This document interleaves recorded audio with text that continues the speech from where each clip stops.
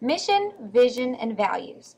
These are pretty common terms in our society, but what those words mean to one person may not mean the same to another. For this purpose, we are going to define values as what you stand for. They serve as a guideline for your actions. Vision is described in our textbook as a picture of the future you seek to create. Your values are the groundwork to help you get to that future you seek.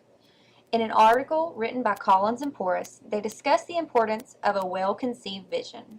It contains both a core ideology, the values of the company, and also an envisioned future, the vision of the company. The great thing about vision is the impact it can have on the company as a whole when approached correctly. Vision can create aspirations among your team and help to set a clear direction for them to follow when making decisions. Now that we can see why vision is crucial in helping to set the direction for your company's team, we should discuss an obstacle that comes about when creating vision. The greatest obstacle to creating vision is creating one that can stand the test of time. Values and vision must be well thought out and true to those creating it. Otherwise, you might find your team frustrated when trying to understand the true vision of the company. For the company's vision to become reality and stand the test of time, it must be built on both sound and consistent values that can help to guide your organization when it comes to day-to-day decision making. By now, you're probably asking yourself, well, what are the steps to creating mission, vision, and values that can stand the test of time? The first step is to understand exactly what you stand for. In his book, From Values to Action, Harry Kramer discusses 4 principles to help you understand your true values. When you continually work through these 4 principles, you are helping to grow and retain strong values for your lifetime. The first principle is self-reflection. This requires you to look within yourself to find what it is you truly stand for.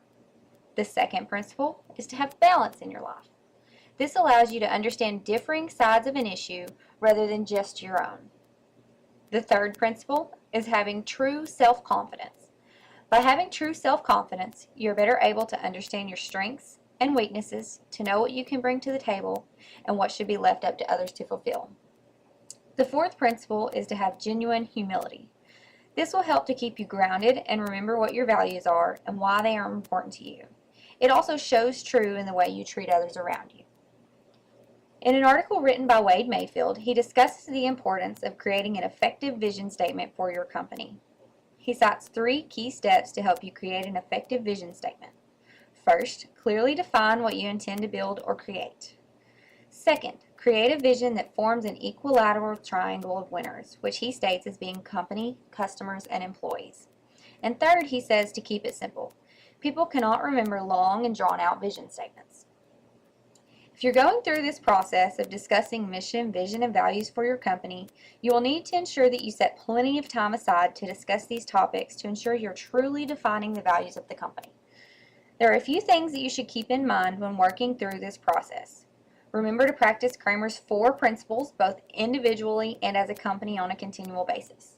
Also, remember the 2 components of a well-conceived vision that Collins and Porras defined for us as core ideology and an envisioned future. And last but definitely not least, be sure to take the time to share the defined values and vision with your entire organization so you can ensure an understanding of where the company is headed and what is truly expected of them when racing towards this vision. Created using Powtoon.